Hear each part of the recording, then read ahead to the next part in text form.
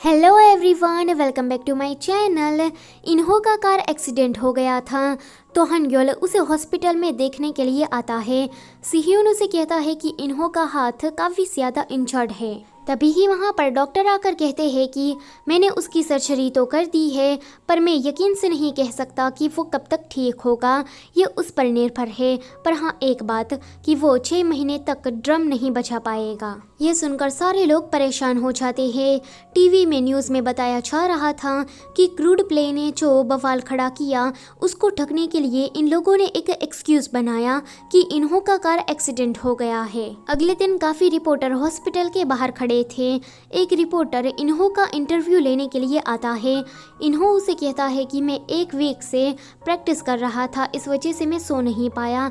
जब मैं कार चला रहा था तो इस वक्त मेरी झपकी लग गई और एक्सीडेंट हो गया। आगे हम सीओ को देखते हैं।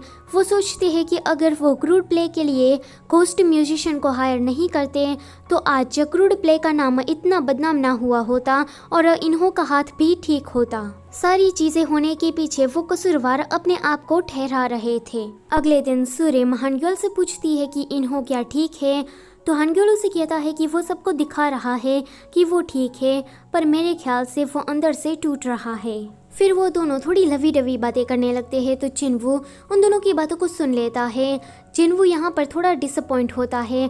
जब वो नीचे आता है तो सियोन उसे कहता है कि ये तुम्हारे चेहरे को हुआ क्या है। तभी ही वहाँ पर सुरिम आती है। वो कहती है कि सियोन, चिन्वू, तुम दोनों ने क्या झगड़ा किया है। तो चिन्वू कहता है कि सुरिम, तुमने हमसे सीक्रेट क्यों रखा?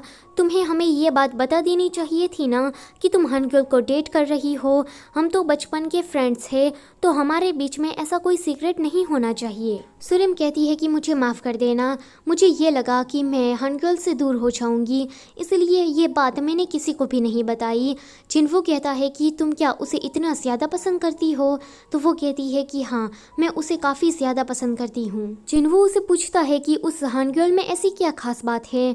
तो वो कहती है कि पता नहीं, बस मैं उसे पसंद करती हूँ। जब भी मैं उसके बारे में सोचती हूँ तो मैं अचानक से ही खुश हो जाती हूँ। जिन्वो कहता है कि फिर ठीक है, मैंने तुम्हें माफ़ किया। अगर तुम खुश हो तो इसके आगे मुझे और कुछ नहीं चाहिए। सियोन कहता है कि ये कथा आज भी उसे नहीं बताएगा कि वो उसे पसंद करता है। फिर सुरिम वहाँ से चली जाती है।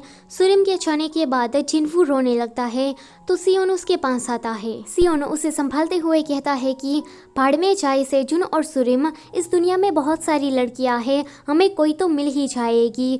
तो जिन्वू कहता है कि लड़कियां ना सही, पर तुम तो मेरे साथ हमेशा रहोगे। सियोन कहता है कि हाँ, क्यों नहीं। वो दोनों गले मिलकर बस ऐसे ही रो रहे थे। न्यूज़ में ऐसी बातें चल रही थी कि क्रूड प्ले के कांड को छुपाने के लिए इन्होंने अपना एक्सीडेंट खुद करवा लिया। तो ये देखकर क्रूड प्ले का लीडर सिह्योन काफ़ी ज़्यादा परेशान था। उनके सारे काम अटके हुए थे, ऊपर से लोग गालियाँ दे रहे थे, वो अलग था। तभी ही वहाँ पर मैनेजर आती है। मैनेजर को देखकर सिह्योन कहता है कि मुझे तुम्हारा पता ही नहीं चलता। मुझे ये लगता था कि हाई स्कूल के टाइम पर तुम मुझे पसंद करती हो, पर जब मैं यहाँ आया तो तुम अचानक से ही मेरी तरफ कोल्ड हो गई। मैनेजर कहती है कि वो तुम ही थे जिसने मेरे लव लेटर को कचरे के डिब्बे में फेंक दिया। सिह्योन कहता है कि क्या कहा, कौन सा लव लेटर? मुझे तो कोई भी लव लेटर नहीं मिला। तो वो कहती है कि मैंने तुम्हें लव लेटर दिया था, पर छोड़ो इस बात को, हमें इसके बारे में बात ही नहीं करनी है। वो वहाँ से जा रही थी तो सिह्योन उसे रोक कर किस कर लेता है। अगले दिन ये सभी लोग इन्हो से मिलने के लिए आते हैं। इन्हो सभी से अच्छी तरीके से बात कर रहा था तो ये देखकर हनग्योल उस पर गुस्सा हो जाता है। वो कहता है कि तुम बिल्कुल भी ठीक नहीं हो, तुम अपने हाथ को भी नहीं हिला पा रहे हो, तो तुम सबको ऐसे क्यों जताते हो कि जैसे कि तुम ठीक हो। वो गुस्सा करके वहाँ से चला जाता है। सीईओ चानियोंग को मिलने के लिए बुलाते हैं। वो उसे कहते हैं कि प्रेसिडेंट जल्दी ही मश एंड को डिसबैंड करना चाहती है, वो सिर्फ सुरिम को ही आगे लेकर जाना चाहती है। तो तुम्हें नहीं लगता कि तुम्हें अपनी टीम को बचा लेना चाहिए, क्योंकि तुम मश एंड को के प्रोड्यूसर हो। चानियोंग कहता है कि मैं क्यों करूं, वैसे भी अब तो मैं उसका प्रोड्यूसर नहीं रहा हूं। यहाँ पर हनग्योल को प्रैक्टिस रूम के बाहर नींद की गोलियां मिलती है। वो समझ जाता है कि ये इन्हो की है। वो भागा हुआ इन्हो के पास जाता है एंड उसे कहता है कि तुम क्या पागल हो, कार ड्राइव करने से पहले तुमने स्लीपिंग पिल्स को क्यों लिया, तुम क्या मरना चाहते हो? तो इन्हो उसे कहता है कि मैं 1 वीक से प्रैक्टिस कर रहा था और सो नहीं पाया, तो मुझे लगा कि मुझे स्लीपिंग पिल्स का सहारा ले लेना चाहिए, पर यकीन मानो मैंने इसमें से एक भी गोली को नहीं खाया है। हानग्योल कहता है कि तुम क्या इतने ज़्यादा परेशान थे कि तुम्हें ये सब कुछ करने की ज़रूरत पड़ी। वो उसे गले लगाकर रोने लगता है। आगे वो स्टूडियो में अकेला बैठा था, वहाँ पर सुरिम उसके पास आती है तो वो उसे देखकर रोने लगता है। वो कहता है कि सारी मेरी गलती है, अगर मैं क्रूड प्ले के ऊपर काम का इतना प्रेशर नहीं डालता तो इन्हों आज ठीक होता। उन्हें घोस्ट म्यूजिशियन को हायर करने की भी ज़रूरत नहीं पड़ती। मुझे तो लगता है कि मुझे ये काम छोड़ देना चाहिए, मैं सबके लिए बस मुसीबत ही खड़ी करता हूँ। तो सुरिम उसे कहती है कि तुम ऐसी बातें मत करो, क्रूड प्ले को तुम्हारी ज़रूरत है, मुझे तुम्हारी ज़रूरत है, तो तुम ऐसे छोटे बच्चे की तरह रोना बंद कर दो। अगले दिन ये तीनों लोग कंपनी से जा रहे थे। हानग्योल सुरिम से मिलने के लिए आता है तो वो चली जाती है। जिनवू कहता है कि अब तो मैं मैच्योर आदमी बन गया हूँ, तो मुझे ऐसी छोटी मोटी बातों से चलना नहीं चाहिए।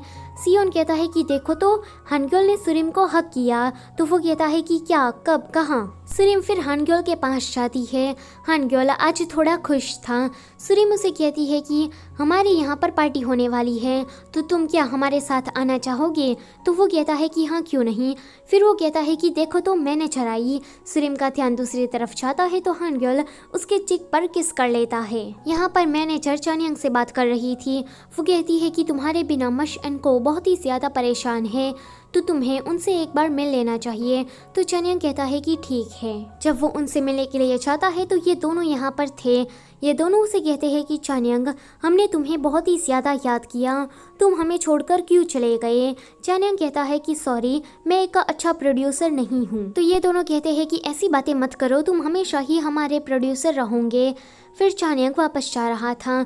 जब वो इन दोनों को आते हुए देखता है तो वो इस बार स्माइल कर देता है, पर तभी ही सीईओ उन दोनों को मिलने के लिए बुलाते हैं। सीईओ से कहते हैं कि प्रेसिडेंट ने हमारी कंपनी के साथ हु कंपनी को छोड़ दिया है क्योंकि हमारे शेयर प्राइस नीचे गिर रहे हैं। जब इन दोनों कंपनियों का कोलैबोरेशन होगा तो कॉन्ट्रैक्ट भी नया साइन होगा। तो मैं तुमसे ये कहना चाहता हूँ कि क्रूड प्ले और मश एंड को के प्रोड्यूसर होने के नाते प्लीज़ तुम दोनों इस टीम को बचा लो, एंड मुझे तुम दोनों पर यकीन है कि तुम दोनों ये कर सकते हो। सीईओ अपनी बात कह के वहाँ से चले जाते हैं। फिर जाने के टाइम पर चानियंग कहता है हानग्योल से कि क्या मैं तुम्हें घर पर छोड़ दूँ? हानग्योल कहता है कि नहीं, मुझे कहीं और जाना है, तो मैं बस से चला जाऊंगा। अगले सीन में हम देखते हैं कि चानियंग सुरिम की पार्टी में आया था केक लेकर, तभी ही वहाँ पर हानग्योल आता है। वो भी सेम चानियंग की ही तरह केक लाया था। ये दोनों ही एक दूसरे की और अजीब नजरों से देखते हैं। पार्टी जब खत्म हो जाती है तो चानियंग हानग्योल से कहता है कि मैं जहाँ भी होता हूँ तुम हर जगह पर टपक क्यों चाहते हो? हानग्योल कहता है कि ये बात तो मुझे कहनी चाहिए।